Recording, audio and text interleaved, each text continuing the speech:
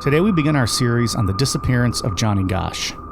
It's been 40 years since Johnny went missing while out on his paper route, and to this day, we still aren't sure what happened to him.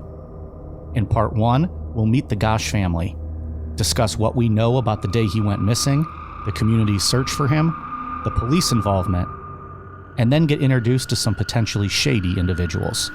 I'm Mike. I'm Ian. And I'm Dave. If you enjoyed the past couple weeks of lighthearted episodes, stick around. Tonight, we're headed back into dark territory. This is Necronomipod.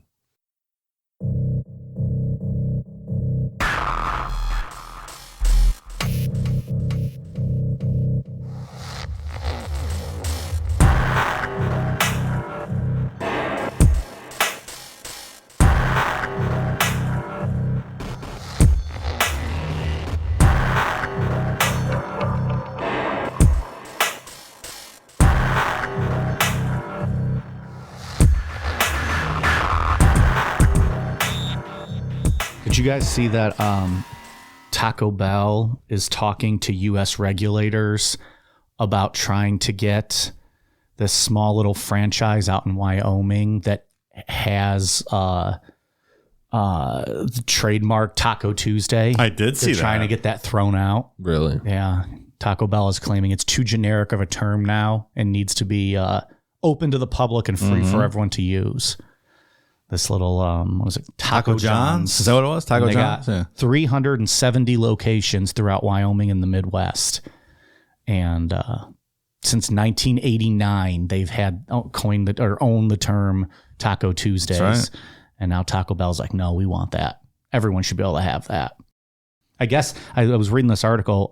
Cellophane, escalator, and trampoline were all terms that had one point been owned and then became generic. So they had to give up those terms Interesting. by various companies, whoever did it. The I don't know, attorney from Taco John's is like, oh, this doesn't upset us. We're just happy people notice us for once. Yeah, all these people are going to finally hear Taco John's. Yeah. It's the best advertising they could ever have. I want to go to Taco John's and support their Taco Tuesday. Alas, I don't think they've made it this far east. Well, hopefully Taco Bell loses. Yeah, I mean, it's just an appeal to the U.S., like the regulations department. So I don't know. Like to invalidate the trademark. Right? Yeah, just to kind of throw it out. And they said they've had it since '89. No one's ever challenged them on it. They're like, we've had this. There's also a bar in New Jersey that has used the term as well. They allowed it. And like it's been allowed, but now Taco Bell is like has a separate thing with them. Even though I don't even think they own it. I don't know how it works with the bar in New Jersey, but Here's what Taco Bell should do. They should make it Taco Tuesday, TWO. well, that's how Taco John's started. No! It was Taco Tuesday. And then I don't know if they own both names. Wow. Now, but that's how it started Brilliant. for them. Thought I just created that. It was 2 tacos for 99 cents. Exactly. That's what I was going to suggest for Taco Bell. Yeah. Mind blown. What if they did Taco Tuesday, but it was like on a Wednesday? They were like, well, it's Taco Tuesday, but it's a Wednesday, so It's a variation. Doesn't count. maybe it's a loophole. I like loopholes. It's like Taco Bell should find something better to do with their time. Somebody in their marketing department came up with an idea for Taco Tuesdays, and now they really want that name or that phrase. Yeah, I'm on Taco John's side on this. I'm going to submit a friend of the court brief in favor of Taco John's. I think Taco Bell needs to get back to their grilled stuffed burritos, and I want a fucking jumbo hot dog inside one of them. They already got the chili cheese burrito. Throw a fucking hot dog in there. Come on. That's what they should be focusing on. Taco dog. Something like that. Does sound good. Did you guys have a fun couple weeks off? Did you guys have a fun couple weeks off? I had a good time. Yeah, I did. I was holding down the fort, making sure the studio didn't burn down. Yeah. You never know with Declan here. The fuck he does. I'm glad you left him 4 cans of ravioli, though. I didn't want him to starve. Yeah. I think you rationed it out pretty good. But you guys had a good vacation? Everyone's good? Yeah. Yeah. Relaxed, refreshed? Refreshed. Glad to be back. Not giving myself my liver a break like I planned on tonight. Yeah, I'm surprised by that. Drank 9. There's a pub on every corner in London. I drank 9 days in a row. I don't blame you for I that. haven't done that in a long time. You want some kombucha here? Clean yourself out? No, I think I'm good. Appreciate the offer, though. All right. Got to get that healthy gut. Healthy gut is good. A Taco Bell hot dog would clean out that gut as well. Just saying, if we're going to just bring it all together. Well, I'm glad you guys had fun because it sounds like the next 2 or 3 weeks are going to be abysmal. It's a very interesting story, though. It's one of those ones that you can just flip back and forth on what you think happened, what's real, what isn't real. I say it all the time. Those are my favorite ones when we can debate and discuss what happened, like the John Bonet one. Like, I love that stuff. Yeah. Like this case is strange enough on its own and then takes a lot of sharp curves in and out towards, later in the story. Yeah. And I don't know I know nothing about this. So all I know is what we're going to cover, what I've already read in the notes. And like, it starts off as like a pretty straightforward, like type of abduction type story. And then you throw in like some of these people and you're like, well, wait a minute. That seemed a little odd. This guy seemed a little odd. What the fuck are the police doing?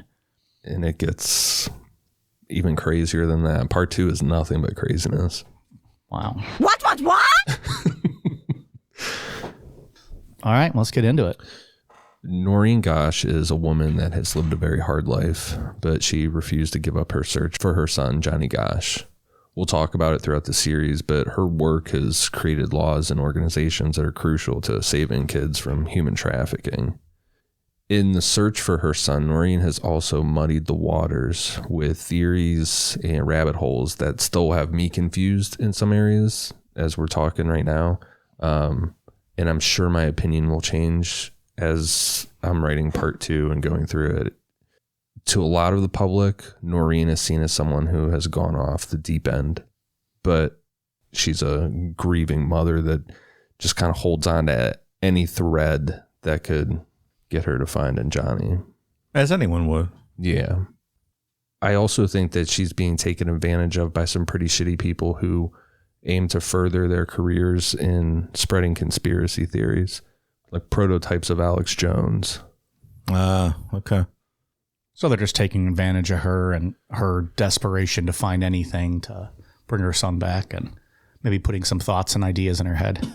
Yeah, and it's, we'll see later on, like part 2, part 3, where it gets to the point where you don't know what's, like I said before, you don't know what's real and what's not anymore because there's these crazy conspiracies, but then there are some really shady people involved that really exist and they really are weird people. So it's like, well, where do we go from here? What's real? What's not real? Noreen Gosch was born on August 17th, 1943 in Des Moines, Iowa. She got married pretty early in life and had a son and a daughter. Well into the marriage, I guess like 6 or 7 years, Noreen's husband was diagnosed with cancer that was too far along to treat. As they were adjusting to the realities of his cancer diagnosis, a tornado ripped through Iowa and everything Noreen owned was destroyed. Thankfully, everyone survived, but 2 weeks after the tornado, her husband died from cancer. That is a tough stretch of 2 weeks. When you're in your deathbed dying of cancer and a tornado comes through, that's what do you do at that point? It's too much. Damn. After some years of rebuilding, people close to Noreen told her that it was probably time to start dating again. And her friends set her up with John Gosch. They hit it off and got married. Then fast forward to November 12th, 1969, Noreen gave birth to a son, Johnny Gosch. Everyone was happy. The Gosches were that picture perfect upper middle class family. They lived in a quiet neighborhood, relatively crime free. This is like that place where people would say nothing ever bad would happen here. Johnny was a paper boy for the Des Moines Register. He started his paper route because he wanted to save up for a dirt bike. Johnny ended up buying the dirt bike, and he and his half-brother Joe would ride it together all the time. Noreen said that when Johnny realized that he could save enough money to buy a dirt bike, he became what she said was a little businessman and took his paper route super serious. A little go-getter. Like Leave It to Beaver type family. Kid has a paper route. Everybody's happy. Like picture perfect life. Not to be confused with late 90s WWE superstar Beaver Cleavage. Oh, I sent you guys that video. Sent us that video. Beaver Cleavage. It was a very incestuous type angle where like he was Beaver Cleaver or Cleavage was his name because his mom, who was just like this hot model manager, just had this cleavage out, and they would just hint at incest going on. 90s wrestling's the best. He didn't even really wrestle his beaver cleavage. I don't think it lasted more than a couple weeks. Yeah, they got rid of that real quick. I picture all of Iowa as safe, right? When you picture Iowa, you're like, it's a bunch of people living out in the cornfield. No fights in that Hy-Vee parking lot. Which is, I'm sure, exactly what people think of when they think of us in Ohio. So it's the same. Clearly, you haven't been to Dayton, Ohio. Saturday, September 4th, 1982, Noreen's daughter was visiting from college with her boyfriend, and her son Joe had a rare free night, so he was also home. Noreen refers to it as the Last Supper because that's the last time that they were all together. Around 9:30 p.m. that evening, Johnny said that he was going to go to bed because he had to be up early to deliver the Sunday newspaper. John Sr. usually went with Johnny to help on Sundays because the papers were heavier and there were way more to deliver. Back in the 80s, everyone got a newspaper. It didn't start fading out until like the 2000s. I can confirm that. I had my own paper route in the early 80s. And I had a lot of my friends had a paper route growing up. Like that, papers were a big thing when we were growing up and just kids. I had one for a minute. Yeah. I made a good chunk of change. But, I'm probably like 12 years old, the same as this kid, like 12 to 14. Yeah. But yeah, the newspapers up until the last maybe 15, 20 years were a big thing. Yeah. Everyone read the paper. My parents got one every day. And then the Sunday one, the plain dealer was, as thick as a fucking phone book. Sucked delivering those. Heavy. I'm learning here from this article. Yeah, exactly. Johnny asked if he could do his paper route by himself that Sunday, and John Sr. said, yeah, I guess so. To which Noreen cut in and said, absolutely not. It's still dark out. The fuck you will. What she said. It's too dark. There's too many papers to deliver. Johnny didn't argue the point and went to bed. On September 5th, 1982, at 5:30 a.m., Joe Gosch, Johnny's brother, was getting ready for his job at the Village Inn. Before he left, he knocked on Johnny's door and asked Johnny if he was getting up for his paper route, to which Johnny replied yes. And then Joe left the house for work. 5:30 a.m. on a Sunday. Dave, do you think this is where it started for you of not being able to sleep in and being up? It probably did. Day? Yeah, probably. You said it at a young age. Getting up when it's still dark on a Sunday. It's horrible. The sucky thing about that is that it's every day. Like you can't, there's no days off. Right, because if there was a daily every paper. fucking and remember, day. Like way back, they had like the evening papers too. Imagine if you had to deliver those too. Like you're busting your ass. They had the Cleveland Press in Ohio, which was the afternoon paper. Was it the Plain Dealer? Plain Dealer was morning, and the Cleveland Press was the afternoon paper. Yeah. Wow. My grandfather worked for the Plain Dealer doing the printing presses. Oh, yeah? Yeah. He worked all the time, like crazy hours, yeah, too. Sure, I bet. So when they used to yell, stop the presses, he'd have to like pull the machine like a lever real hard. And be like, That's what I think of in my head, at least. It's like a big dramatic scene. Everybody's like throwing their hats around and stuff. Yeah, he's all pissed off and he's got to work an extra 40 hours that day. Is there still a print edition of the Plain Dealer around? I think it's like a Wednesday, Sunday thing. At least the last I had heard, this could have been years ago, it was only like Wednesdays and Sundays. I wouldn't be surprised now if it's Sundays only. Yeah. But I know like if you go to like a gas station, you'll see like USA Today still, and like Akron Beacon Journal, I think, still has it. Yeah. I don't know about the Plain Dealer. Well, that whole thing just took a nosedive really quick. Like I used to get the New York Times delivered every day and read that, and there's just I haven't read a paper in years. I'm still a hard copy guy of anything, though. Like, I don't like reading on my phone or a tablet. It hurts my eyes. I mean, I print the notes out every week for the show. Like, I would still do the newspaper. I used to read every day. I have the Nook with like the paper screen, whatever. Mm-hmm. But I still would rather have the physical book. I like having the book. The book for sure. To highlight stuff and whatever. The ink on your hands fucking sucks. The newspaper. You got to take a fucking shower after that. But yeah, books for sure. Yeah. So Joe left the house for work, and how things typically would go is Johnny would wake up John Sr. and say, got to go deliver the papers. This time he didn't. For whatever reason, Johnny was dead set on delivering the papers by himself that morning. So he left without waking up John Sr. Johnny left the house with his bright yellow delivery bag, his red wagon that had Gosch written on the back, and his dachshund dog, Gretchen. Which is a wiener dog, right? Yeah. Is that a wiener dog? Mm-hmm. Yeah. We're starting to see some very coincidental things here, like on the first time ever he's out by himself. And he's asking to do it too. Yeah. The first time me reading through this, I was like, oh, I wonder if somebody had put something in his head like, hey, come out on your own. Yeah, right. I'm not even saying that wasn't up. Maybe it was him and his buddies and they were going to go, do a doobie or something. Just when coincidences start stacking up, it makes me suspicious. In part 2, we're going to talk about a very questionable individual that worked for the Des Moines Register. He was actually arrested for pedophilia. Really? Yes. You just dropped a bomb on us and it's not even for real. We got to wait. So there's something to somebody kind of grooming him or egging him on to leave to go out by himself. Shades of Santa's going to bring me a special one-on-one visit. Yeah. One young little girl said to her friend's mom once upon a time. So in the timeline, we're assuming that Johnny left his house at 5:45 a.m. because at 5:50 a.m., Lawrence Headland said that Johnny cut through his backyard. Johnny frequently cut through Lawrence's backyard because it would take Johnny directly to Ashworth Road. The Des Moines Register dropped the bundles for paper boys at the corner of Ashworth and 42nd Street.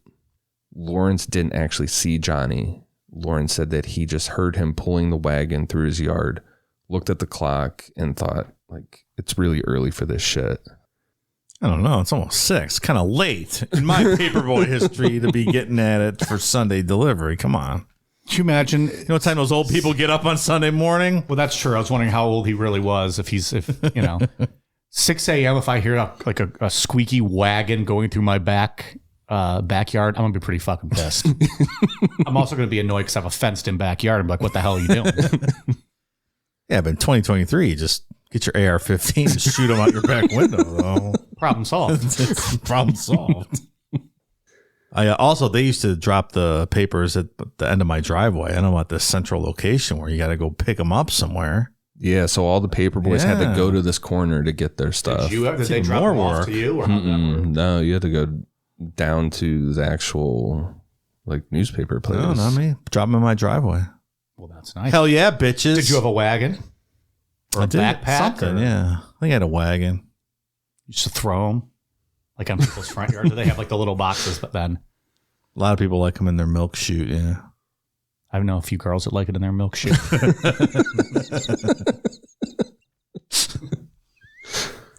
More than a few. But now, in probably your day too, everyone had the newspaper box connected to the mailbox. Yeah. So I remember my friends, they would have their parents just drive them in their car and they would just hang out the window and just pop them on in. That's simple. You have to go up the driveway and drop them in the milk chute in the house. So you couldn't just have that fun, throw it. Oh, no. You'd be done in 20 minutes. Ride your bike through and just throw it. Try to hit people in the head. Exactly. Like in the movies. Right. Exactly. Hope that that hot MILF with the loose robes coming out as you throw it. Oh, yeah. Get you a 12-year-old hand job while you're dropping off the paper. That's what I'm talking about. Time's not what they used to be, huh, Dave? Very different world we live in. So it was, September? So probably very dark. Yeah. At 5:45 still.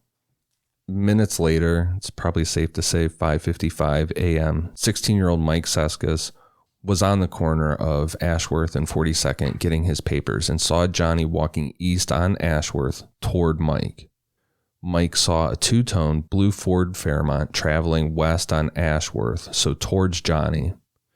The car drove past Johnny a bit, stopped, backed up, and Mike saw Johnny speak to the driver for a minute. At that point, the car drove away, still heading west. Depending on the version that's told, the Ford Fairmont either drives around the block or does a U-turn. So it's driving east on Ashworth toward the paper drop. At that point, Mike Seskis and Johnny Gosch are at the corner getting their papers, and 44-year-old John Rossi walked up to get his son's papers. John Rossi was leaving for vacation that day, so he was picking up the papers to help his son get the deliveries done faster so they could get out of town. The driver of the Ford Fairmont stopped, opened the door, and swung his legs out onto the street and talked to Johnny again. Johnny called over to John Rossi and asked if he would help give the man directions. According to some reports, the man was asking how to get to 86th Street, and Johnny didn't know how to get there. John Rossi went to talk to the man, and at the same time, Johnny told Mike Seskis, quote, "This guy's weird, something's wrong with him, I'm scared, and I'm going home." John Rossi started talking to the man who John said was all fired up, like he was sweating, really sped up, like he was on speed or something, slurred speech. The man swung his legs back into the car, shut the door, and sped off super aggressively. It's a very strange occurrence. Mm-hmm. While that was going on, Johnny got his papers and walked diagonally across the street from the corner of Ashworth and 42nd, headed south down 42nd Street. According to Mike Seskis, the driver of the blue Ford Fairmont flashed the dome light inside the car on and off 3 times before taking off. At that point, a tall man walked out from behind some bushes on 42nd Street on the opposite side as Johnny. The man walked across the street and then walked behind Johnny until they were out of sight and Mike couldn't see them anymore. So this is a second person. We're like off the rails now. Yeah. Everything is confusing from this point on. Now it's all over the place. We made it 10 minutes. Now it's confusing. The only thing that I can think of regarding this is that John Rossi actually didn't see the man drive away in the blue Fairmont. Like maybe John Rossi finished grabbing the newspapers and didn't see this guy take off. John Rossi was a really respected guy in the community. He was like the town lawyer type thing. I can't see him witnessing all that play out and not stop it or intervene. See a guy come out of the bushes and walk behind, following him, and not go after him, and clearly signal with the dome light. Yeah, it's really strange. But I mean, eyewitness recollection is just not great historically. You could line 5 people up and show them a sequence of events, and get 5 different answers as to what took place. And it's just not reliable. The only person who saw that second man was a Mike Seskis. Mm-hmm. There was no one else, and he was like 12 too. 16. But everybody else, it's all, the oldest person. Well, John Rossi is 44. He's an adult. But everybody else, they're kids. Is it possible it was just an old guy out walking his dog or something that came around from the bushes and was just happened to be there walking, and then this person mistook it as being related? With the 3 blinks on the light, like it's like you said, there's weird. A lot that when you look at it, and that's right. There's also the whole possibility that just didn't happen. Yeah. You know, or maybe that guy was just like fumbling around with his light or something and just hit it. Mm-hmm. You know what I mean? Yeah, like he tried to close his door and something was stuck in it. So he almost shut it. The dome light goes off, but he had to reopen it again, pull his coat out or whatever, shut it again. That would give you the same effect. Yeah. Because we have 2 other eyewitnesses we're about to talk about. Kevin and Mark Boson were also paper boys. And they said that they did not see this man. They were on the opposite side of the street as Johnny, walking north on 42nd towards the paper drop. They didn't see the second man. We're not talking about the car guy. They're talking about the second man that Mike Seskis saw. Right. They said that they said hi to Johnny. Johnny said hi back to them.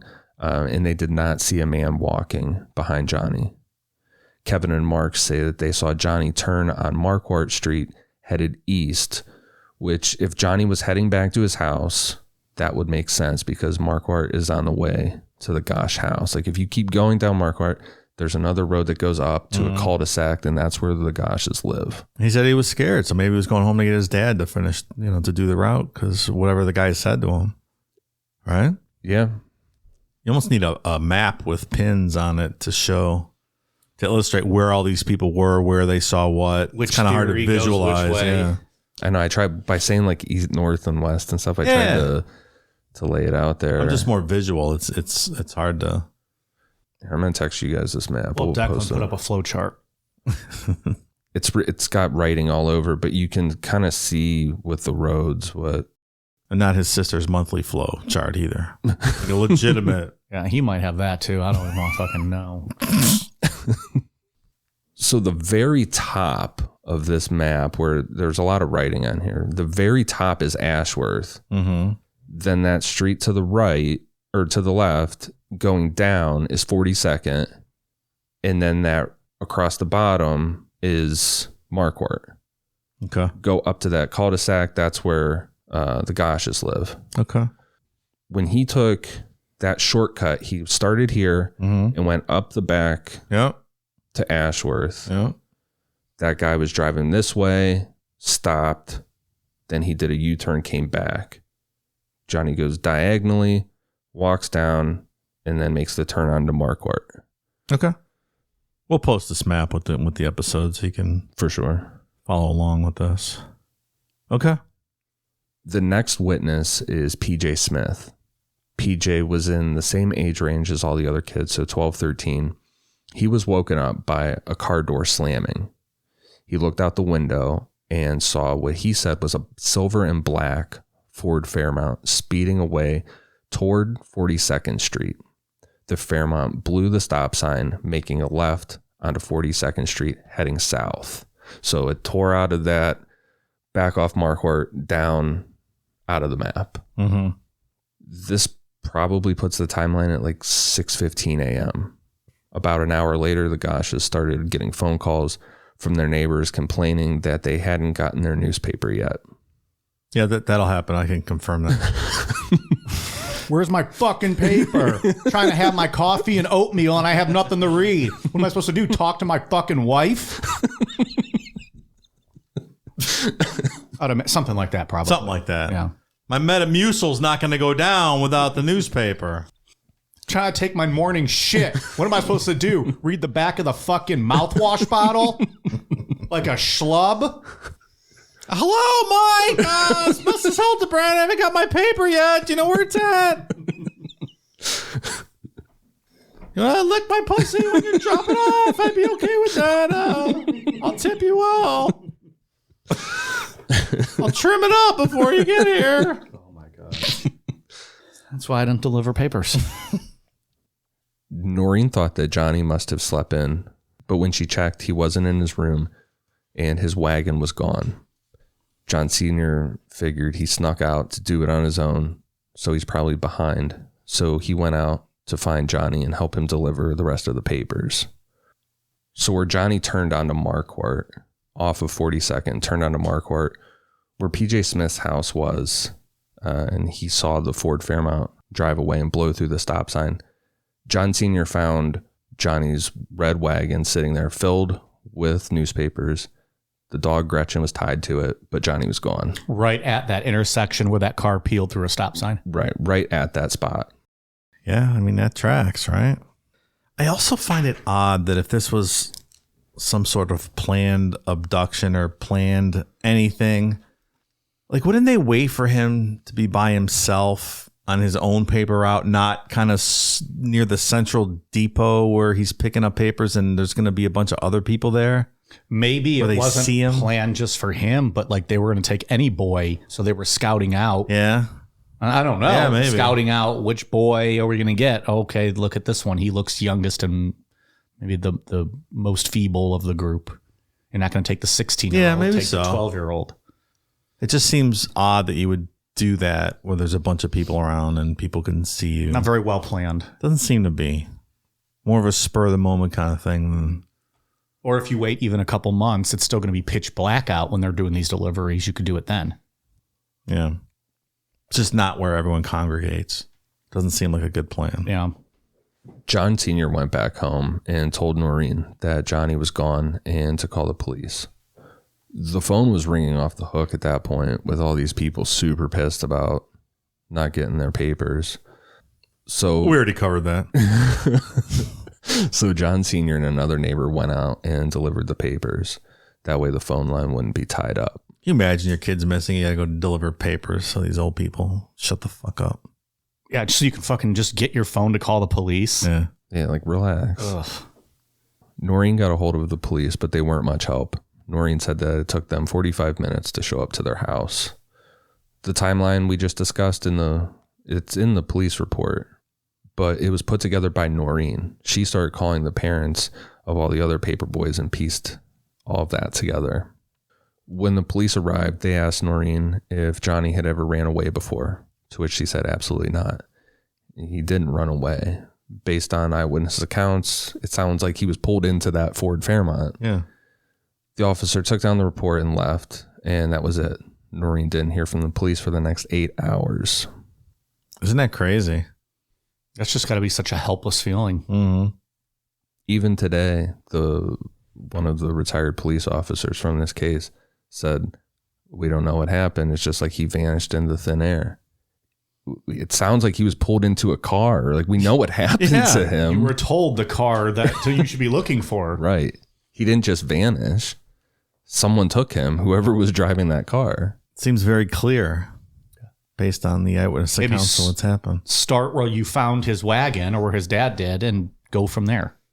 And obviously time is of the essence in a case like that, right? Yeah. Like, you can't fucking... I've heard it once said you have the first 48. Exactly right. Noreen started calling friends and family, asking for help searching for Johnny. While Noreen stayed by the phone, there were groups led by John Sr. of people consisting of friends, family, neighbors. They all started searching for Johnny with no luck. According to Noreen, the police showed back up at 3:30 p.m., so 8 hours later, and they asked for a picture of Johnny. Again, they said that Johnny probably just ran away, and they left. Noreen circled back around with the parents of the kids who saw Johnny last and John Rossi.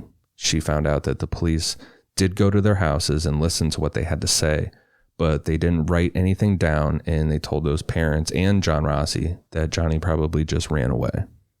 There's a recent interview with PJ Smith's father, 2014, I think. Okay. And he says, the kid didn't run away. I knew him his whole life. I knew his parents. He didn't run away. Which is what he told the cops, I'm sure. Yeah. Which it seems like everybody told the cops. And they're like, oh, no, probably ran away. Just, shut up about it. Don't talk to a single person. Don't talk to the press for sure. Yeah. And he'll come back. Case closed. Happy hour. These cops are about as useful as tits on a bull, as they say. Not off to a great start, at least. No. I don't know where the story's going to go. Right now, they are swinging a miss. It's infuriating if that's your kid. I don't even... Infuriating? I would want to beat the cop's ass. And I don't even know how you react to that. Like I said, feel like helplessness. Like you almost feel like you're drowning and you can't get your head above water. Mm-hmm. And Noreen Gosch is, if you think she went crazy after this happened, whatever, she's a really strong woman, because right from the beginning, she didn't take their shit. Yeah. She pushed back. Knowing what the outcome of all of this is, who wouldn't go crazy? Yeah. That would ruin your life maybe just as bad than if you knew what happened and maybe it was a tragic end, because you just don't have that information. You don't have any type of closure. Well, we're going to talk about the police chief getting involved and how it gets even worse. One of the reporters from the Des Moines Register said that there were police officers, like, instead of working on this case, there were police officers that wanted to get off it. Like, they would try to get off the case because they didn't want to deal with Noreen. Unreal. Protect and serve. Am I was right? literally just going to say right? protect and serve.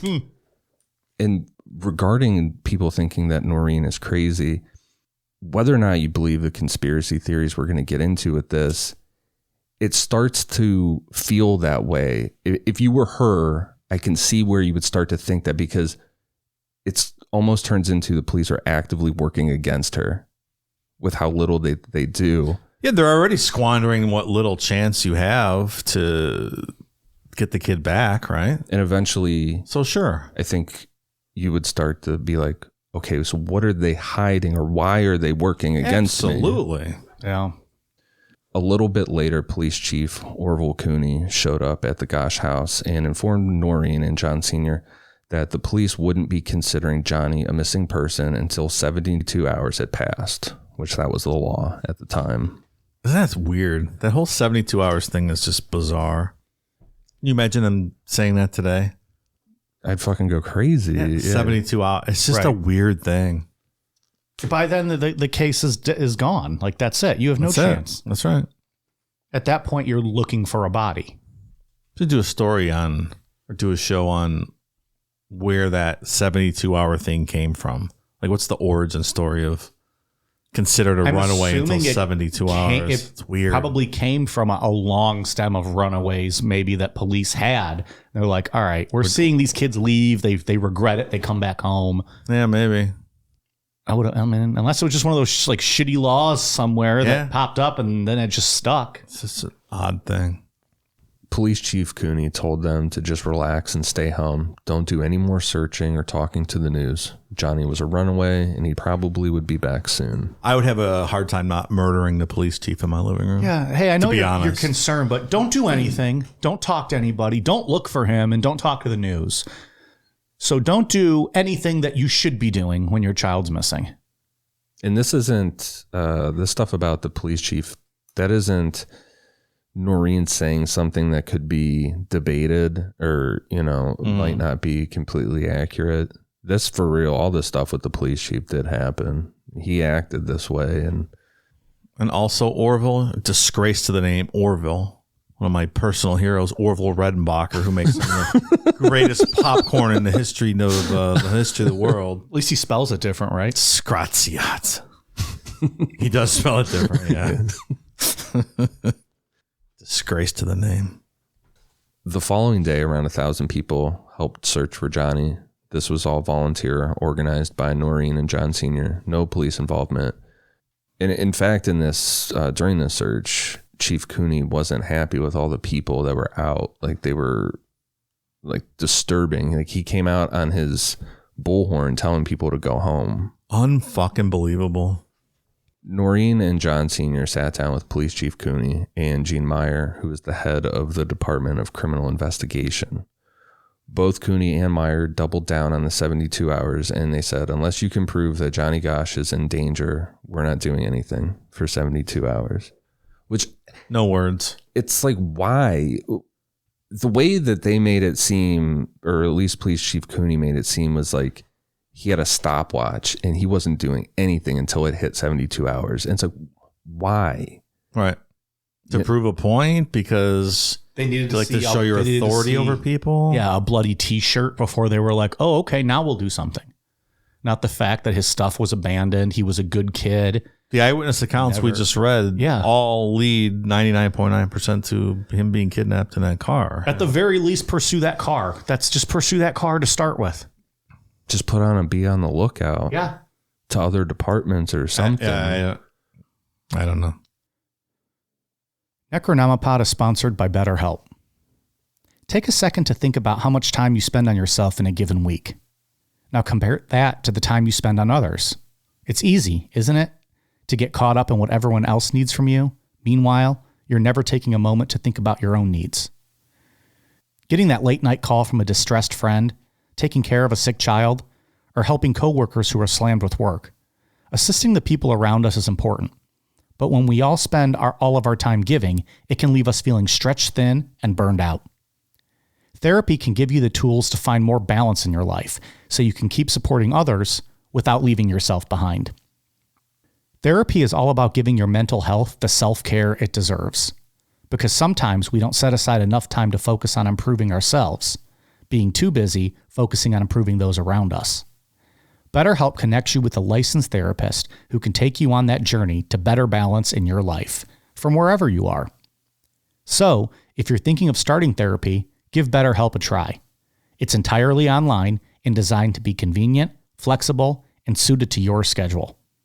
All you have to do is fill out a brief questionnaire to get matched with a licensed therapist, and you can switch therapists at any time, at no additional charge.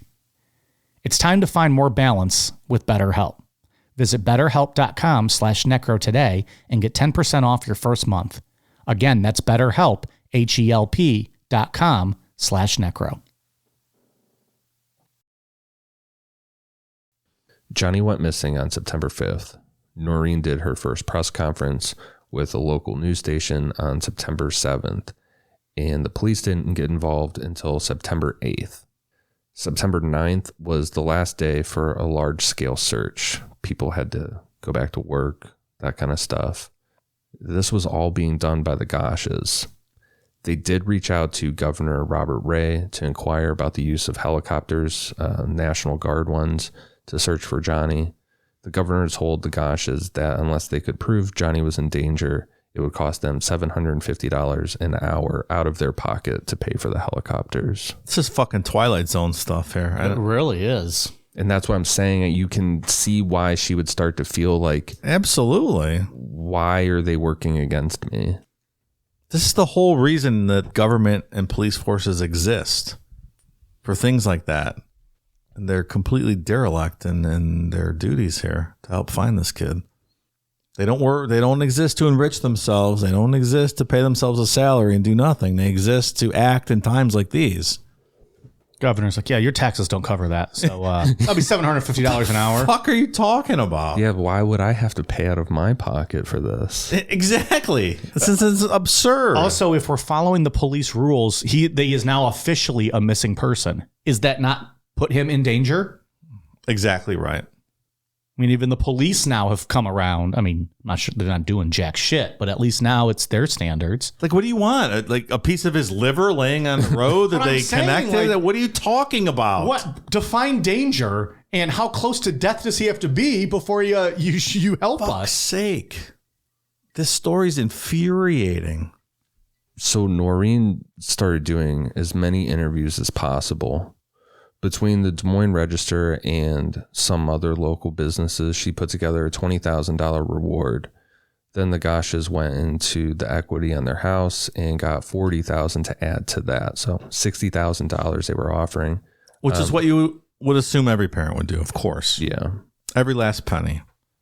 On September 24th, the Gosches were told by Chief Cooney and Gene Meyer that the case would be moving to the cold cases, that they weren't getting anywhere with it. It was not even 3 weeks ago. And they haven't done anything. Wow. Everything has been Noreen going on TV and pushing and pushing and pushing. Calling the governor. Crazy. Calling the FBI.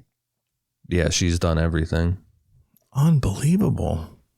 Noreen stepped up the pressure and she contacted a bunch of shows that were big at that time. 60 Minutes, 2020, Mike Douglas, Phil Donahue, and Nightline. And she did interviews with all of them, sharing Johnny's story and his picture. On October 11th, 1982, Noreen was invited to be on Good Morning America, which that really got the story out there.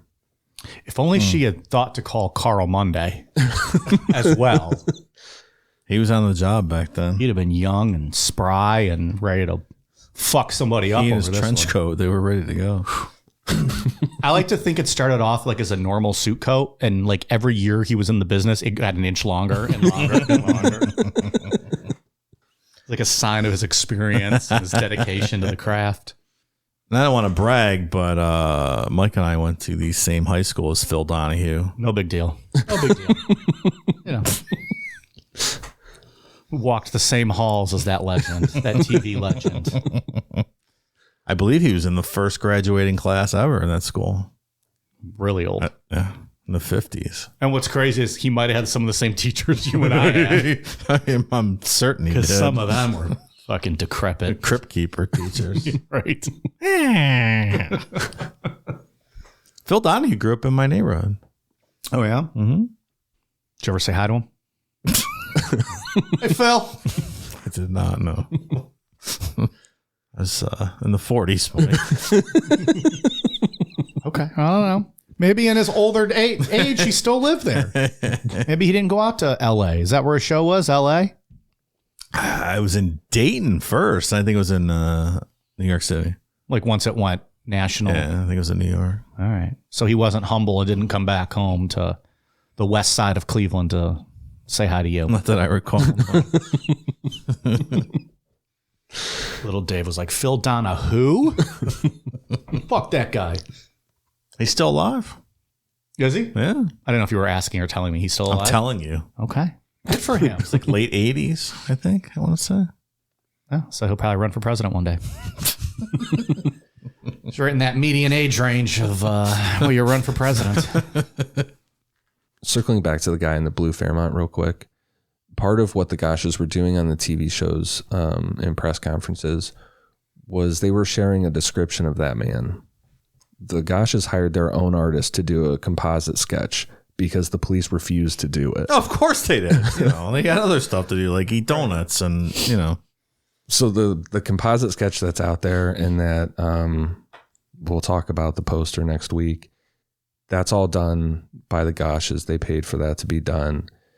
So the description was that he was Hispanic, 5'9", 170 pounds, early to mid 40s, black hair that was combed back, a black mustache with beard scruff around it like he hadn't kept up on the mustache. The car had an Iowa license plate, which John Rossi, the adult there that night, couldn't remember the plate number, just that it was an Iowa license plate.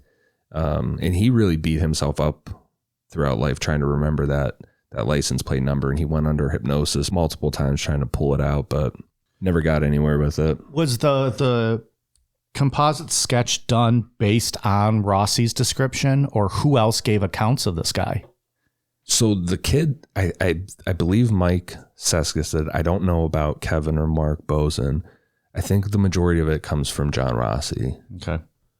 That would drive me nuts. It's all I would ever think about. Yeah. Just trying to remember that license plate number. Do you guys remember on, I think it was Patreon, we did our last Coast to Coast or Ghost to Ghost Art Bell call-in, and that one lady told the story about how she met a guy at like the food court at the mall, and I'm going to butcher it. Somehow or another, she was trying to find out who he was, and like saw him writing something down from across like the food court. Yeah. And then like in her dream remembered what he wrote down, and it happened to be like his phone number. Yeah. Yeah, that sounds right. I do remember that. There's something real, like, I'm butchering the story. There's a lot more to it. It's something like that. But it's something like that, and you almost wish like Rossi would have had an experience like that. That lady might have been full of shit. I don't know. But this would be a time it would have been nice. Yeah. But she wasn't hypnosis, I don't think. I think she was like sleeping and dreamt it. She dreamt the number, Yeah. And then she called the guy up. Yeah. Something about one arm, too. Somebody in that story only had one arm. I do not recall. Go back. That was your dream. Patreon. You always have that feeling that anything you've ever seen is hidden in your brain somewhere. Mm-hmm. You can always recall that, whether through hypnosis or whatever. Apparently not. Yeah. Yeah, he went under it a bunch of times. Sucks. Around this time, it kind of hit Noreen that the FBI might be able to help. She contacted the Iowa FBI office and sat down with special agents Ed Mall and David Oxler. They told her that they were aware of Johnny's disappearance, but unless she could prove that a crime happened, they couldn't get involved. They said that they had reached out to Police Chief Cooney, but he refused the FBI's help. Of course he didn't. And that becomes her tagline kind of in life, with like the book that she put out and different things, was everybody keeps saying there's no crime, but I have no son. Yeah, she's exactly. Right, absolutely right. This whole prove a crime took place. The default assumption, if a 12-year-old goes missing under these circumstances, should be that a crime took place. It's like if a 12-year-old just dies. A kid doesn't just die, so we need to figure out what happened. It wasn't natural causes. Right. Yeah. Go figure out what the fucking crime was. Noreen ended up getting contacted by a guy named Ken Wooden. He ran the National Coalition for Children's Justice. He had been trying to make the public aware of the threat of pedophilia. And they talk about it that back in the 80s, there was a lot of places that never heard the term pedophilia before. In Des Moines, Iowa, they got a lot of pushback on this, and Ken Wooden and Noreen were trying to educate people. there are pedophilia. There are pedophiles out there that will kidnap your child. Yeah. And that's what, Ken Wooden believed happened to Johnny Gosch. And he made a really good point. He said that all you have to do is look at the scene to realize that it wasn't a runaway. If Johnny ran away, he would have taken his dog with him. The dog wouldn't have been there. Some belongings from home or something. Yeah. The dog wouldn't have just been left on the side of the road. So Ken Wooden calls and he's like, I don't really have any information to help your case, but just so you know, pedophilia exists and he very well might be in that. Okay, bye. And she's like, what the fuck? Well, we're going to talk about the laws she passed. And while this was going on, she started getting invited to, Senate hearings, things like that, presenting this information saying, oh, someone finally wanted to hear her story. But nobody that could actually help find Johnny. Right, sure. But yeah. So they didn't have any priests in Des Moines in the 80s? They didn't know this kind of stuff took place? I think they just never heard the word before. We did not note that he was an altar boy. We're not sure if they were church affiliated. Police Chief Cooney retired on June 1st, 1983 after open heart surgery. Like, he said that he couldn't medically continue his job, and he was granted that, but... Could he ever actually do his job? I was going to say, he couldn't do it before the open heart surgery. Fucking clown show. In reality, shit was kind of hitting the fan for Cooney. There's some just little excerpts from news articles from that time that kind of sum up what happened. You can write Orville Cooney out of this story at this point. And then we could talk about Orville Redenbacher, right? a real American hero. Our fans. Orville Redenbacher. That's right. Let's hear it for Orville Redenbacher, not the other guy. In lengthy interviews with the Des Moines Tribune, 18 police employees, including 14 of 20 patrol officers, described the problems they had had since Cooney became chief 6 years ago. 10 of them agreed to the use of their names, even though they say they fear for their jobs. Well, that tells you everything you need to know right there, right? Jesus. They say they took their complaints to Mayor George Mills and the city council, but got nowhere. Their allegations go far beyond the normal gripes of underlings against supervisors, and in many cases were supported by outside sources. They allege that Cooney has beaten WJD, a handcuffed prisoner, compromised a burglary investigation implicating one of his sons, and threatened and harassed his own officers. They say they've smelled alcohol on his breath when he was on the street at night, checking up on them, and that they've seen beer cans in the vehicle he uses. Cooney's men describe the 49-year-old ex-Marine as a vengeful commander who ignores his own rules, encourages officers to spy on one another, and scoffs at their union contract. In a separate interview Tuesday, Mayor George Mills said that Cooney has the support of the city council. It makes you wonder what those two are up to. Yeah. Some collusion. This is a lot of West Memphis 3 type stuff, too. It sure sounds like when half of your patrol officer staff is going to speak out against you on the record, then yeah, right. That says a lot. Here's another article. No FBI agents or local policemen will comment on the case except in broad generalities, but they have said the charges of police incompetence are exaggerated or untrue. Orville Cooney, the former West Des Moines police chief who initially handled the case, was tape recorded without his knowledge by a TV crew. He said of the Gosches, quote, "Yeah, I think they are ignorant. I think they are downright stupid. But I'm not going to say that on tape, but you can tell them I said that," end quote. The Gosches respond in kind. Noreen refers to him as, quote, "a sawed-off stupid idiot." John Gosch says, "We drive by his house every now and then to let him know we are still alive." The Gosch's primary complaint is that police initially treated Johnny's disappearance as that of a runaway, despite a number of clues pointing to an abduction. Here's one other article. Former West Des Moines Police Chief Orville Dean Cooney was charged with shoplifting at a Des Moines Target store last month. So this must have been when he was out of... Yeah, this was former chief after his heart surgery. This was after he retired, yeah. Charged with shoplifting at a Des Moines Target store last month, court records show. Court records show that Cooney was charged February 17th with stealing 2 blank videotapes worth $6.99 each.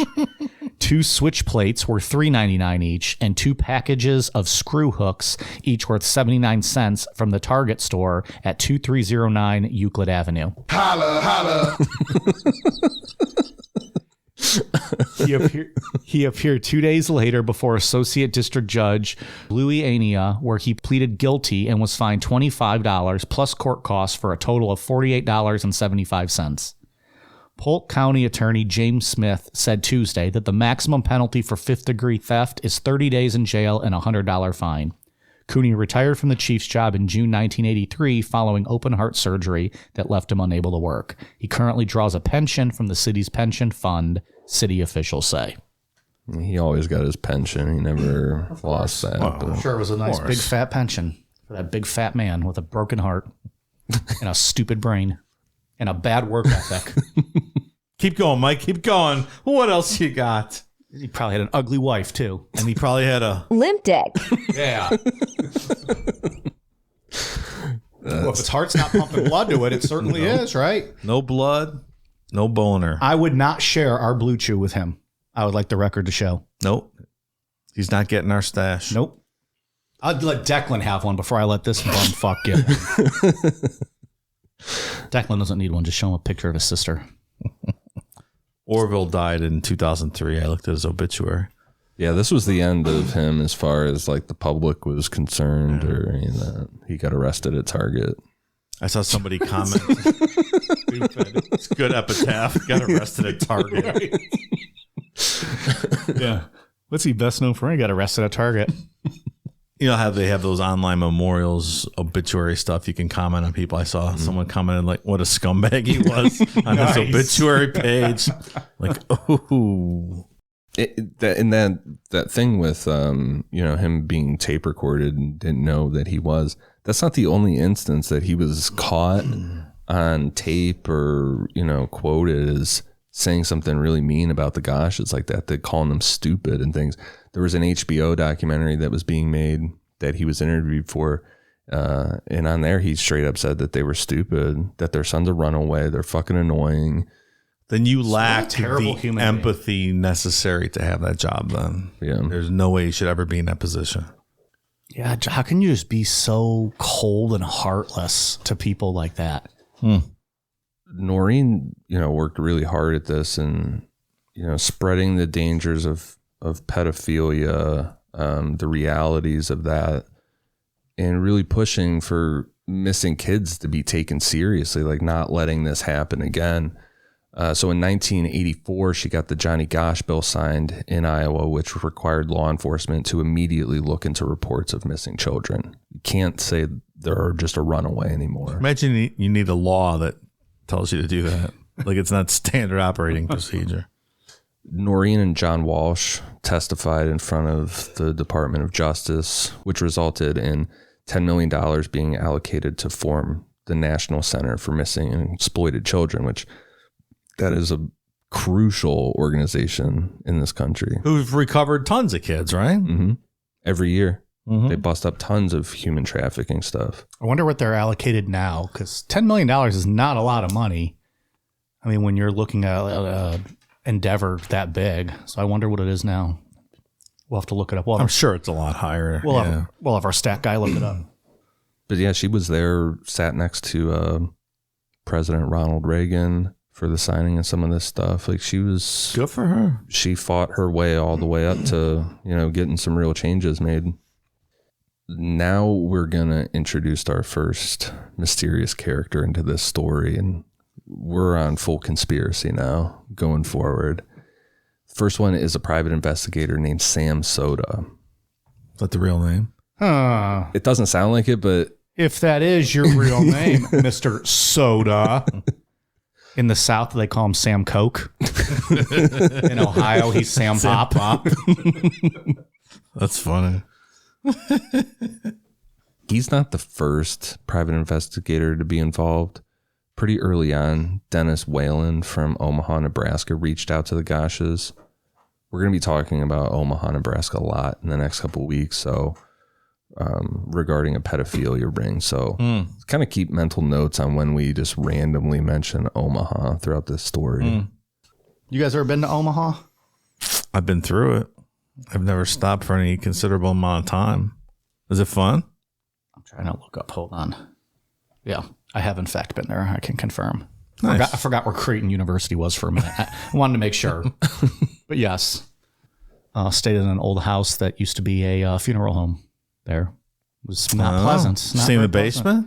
No, upstairs. Oh.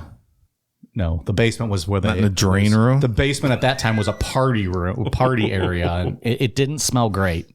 Anyways, Omaha was okay. Yeah. Creighton was a gorgeous campus. The end. Did you meet with Warren Buffett while you were there or anything like that? No, I didn't have time for him. Okay. He reached out to my people, but I had no time for that. Right. There was cock to be laid. The only concrete thing that I could find about Sam Soda was some news articles from the Des Moines Register. There's a picture of him that we're going to talk about next week, and his obituary. Okay. Samuel was born March 14th, 1942, in Des Moines to Joseph and Rosemary Soda. He graduated from Dowling High School. Samuel proudly served his country in the U.S. Marine Corps during the Vietnam War. After returning from his first tour in Vietnam, he moved to Buffalo, New York as a Marine recruiter. Samuel later returned to Des Moines following his second tour in Vietnam and worked as a Polk County deputy. He moved to the Kansas City area as a salesman for Robert Bosch and later opened his own auto parts store, which involved extensive traveling. In 1979, Samuel returned to Des Moines and continued his career as a salesman. In 1980, he became a private investigator and continued that career for 12 years. Samuel had his pilot's license and enjoyed flying. He also loved his motorcycles, boats, guns, and playing golf. Sam Soda did have involvement in the Johnny Gosch case. He says that the Gosches reached out to him. They say that he interjected himself and in a very big way. What we know for sure is that he was involved to some degree, and he did expose a pedophile named Frank Sikora, who was a reporter for the Des Moines Register, which we'll get into that next week. According to Noreen, she received a phone call from Sam Soda, who introduced himself as a private investigator from Des Moines. He told Noreen that he had important information to tell her, so they agreed to meet at Sam's office on June 13th, 1984. Noreen says that she brought a tape recorder with her, and Sam had no issue being recorded. Sam allegedly told Noreen that on the second week of August 1984, another paperboy would be kidnapped from Des Moines. Noreen asked him why he didn't just go to the police himself, and Sam told her that they wouldn't take a private investigator seriously. According to Noreen, she went to the police the next day with the tape recorder, but they didn't want anything to do with it. Noreen says she contacted WHO, WOI, and KCCI TV stations, but they didn't want anything to do with it either. According to Noreen, on July 31st, 1984, Paul Bishop from the CIA made a trip to sit down with her and John Sr. Paul Bishop came in right around the time Sam Soda did.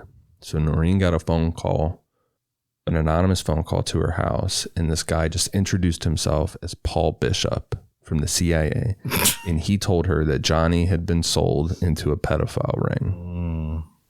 So this Paul Bishop guy from the CIA makes this trip to sit down with the Gosches, and at this meeting, Paul allegedly told the Gosches that he believed Sam Soda was the person driving the Ford Fairmont the night that Johnny disappeared. Noreen said that Paul listened to the tape recording of Sam Soda and that he was going to keep investigating. After this meeting, Noreen heard from Sam Soda almost on a daily basis.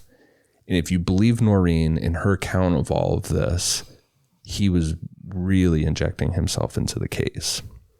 And if you believe her word, and if you believe her word, not only is Sam Soda injecting himself in this case, but this Paul Bishop guy. Where did he come from? He really did, because he just called up one day and said, "Hey, I'm from the CIA. Your kid was sold into a pedophilia ring. I'd like to come speak with you." At which point, if you hear that, you're probably going to say, okay, let's talk. You're the CIA. Like, I want to know what's going on. Of course you would. Did he provide any proof? Did he provide that would be the next credentials? Sure. Any sort of reasoning?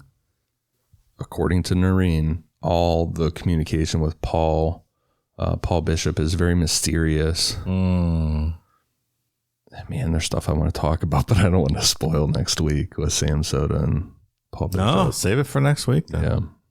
Cliffhanger alert. Yeah. On Sunday morning, August 12th, 1984, 13-year-old Eugene Martin left his house at 5 a.m. to deliver the Des Moines Register newspaper in the West Des Moines area. He had on blue jeans, a red shirt, and a gray pullover. Eugene usually delivered the papers with his older stepbrother, but on this day he went alone. Witnesses say that they saw Eugene talking to a clean-cut man in his 30s sometime between 5 and 5:45 a.m. They saw Eugene folding papers and talking to this guy. Between 6:10 and 6:15 a.m., Eugene's bag was found on the ground outside of Des Moines with 10 folded newspapers inside. When customers called out to say that they hadn't gotten their morning newspapers, the manager went out, found the bag, and delivered the papers.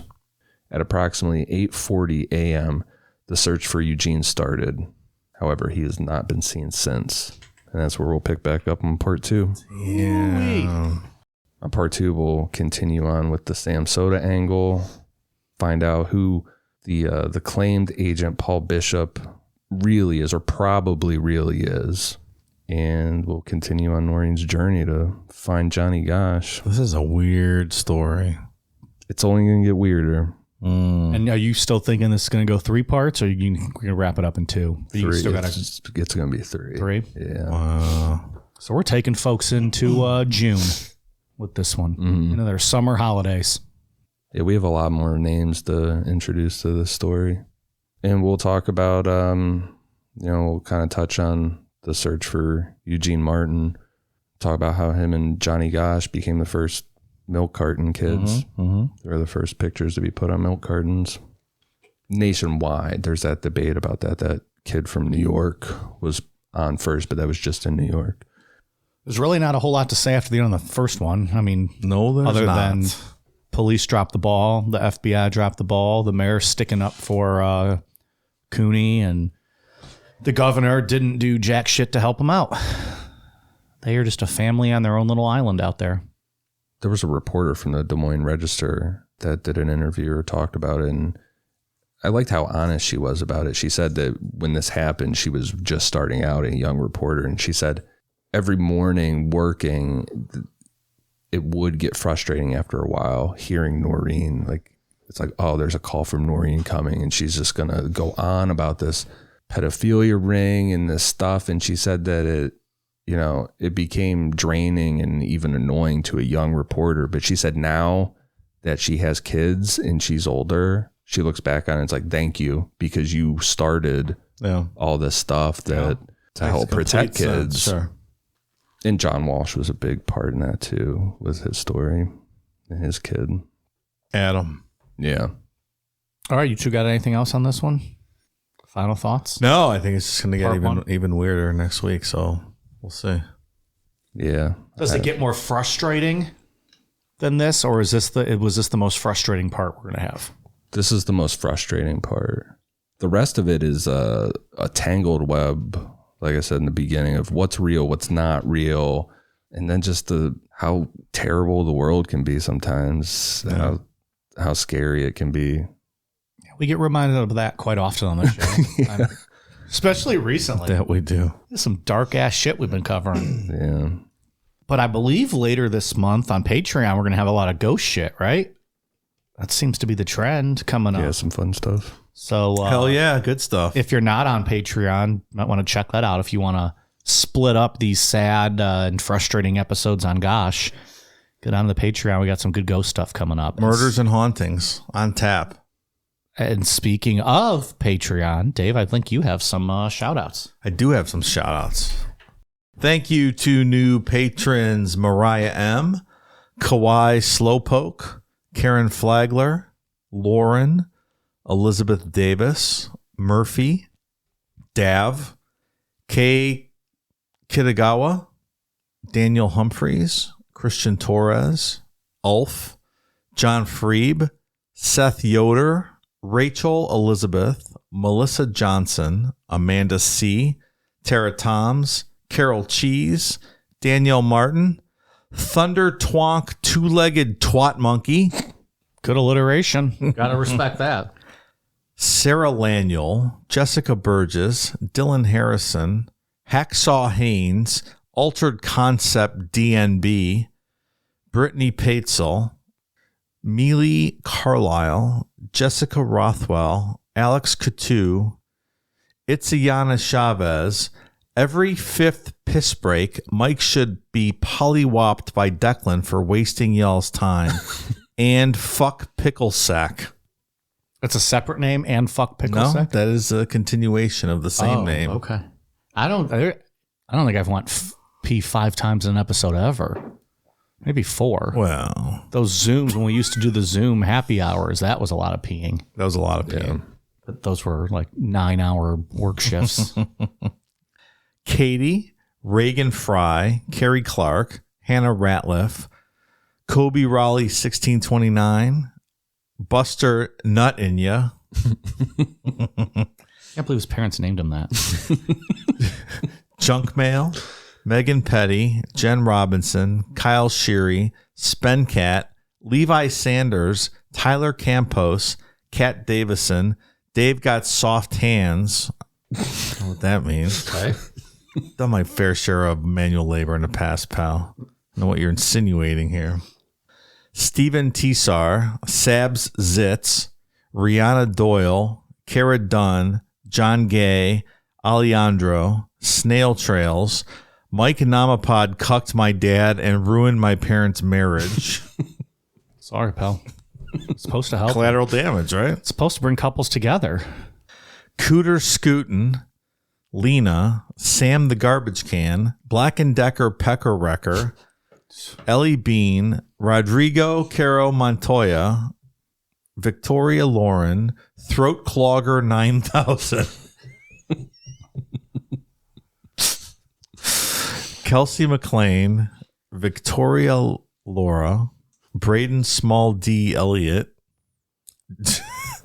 George, Allison Glista, Bree Jennings, Stacy B, Juliana Hatch, Keith, Nate, Brett Lamont, Addison, Commander Cumstain of the Fleet of Fornication Juice, call sign Semen Demons. My gosh. We haven't heard from the naval brigade they in a while. just been out floating with a bunch of semen on the water somewhere. Like the USS Indianapolis. Alyssa McLaughlin, Edward Howell, Mike Little, College Mike's slobbery knob. College Mike's slobbery knob. Wow. Dean Knighton, Nissy TC, Stefferoni, Rhonda Cumbo, Tom Bartholomew, Jonathan, Mike, Ian, and Dave's nutsacks all touching. That's a visual I did not need tonight. Jesse, Ian's voice makes me horny. Jacob Duffy, Tristan N, Missy Jones, Jay Funk, Ollie Kesterton, Justin Osborne, Endangered Tater, College Mike's Blue Chew. I don't know if you need a Blue Chew in the college. Certainly did not. Maybe one night, but we won't get back into that. Brittany Gunn, Serena, Kyla Link, and Beta. Thank you so much, new patrons. You guys aren't allowed to take any more time off. That was an hour and a half of just reading names because we haven't done it in 2 weeks. Ian, what do you got? For iTunes, I have one for Mrs. Butterfly, Daisy Garcia, a bunch of heart emojis, Serena W., lover of all Dave's noises. Hell yeah. Holla, holla.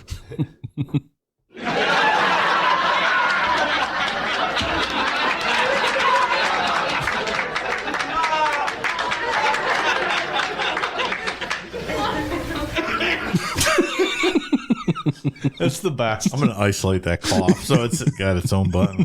So you have to wait 48 seconds to get to it with that long laugh. The next one just hit a bunch of keys at the same time. Jilly Bean 8, Danielle Moncrief, Vicious 1983, Coolcast 96, and The Truth 124. Thank you guys for the awesome reviews. Dave, anything from across the pond? No, nothing. Wow. You went across the pond and couldn't even bring back some reviews. I apologize. I did my best. We are on Twitter, Facebook, Instagram, YouTube, The Tactic at Necronomipod, patreon.com/Necronomipod for all of our bonus content, necronomipod.com to get our stickers that are still up there. Buy individual stickers or 3-packs. I think I covered it all. All right, you guys ready for a cool down beer? Cheers.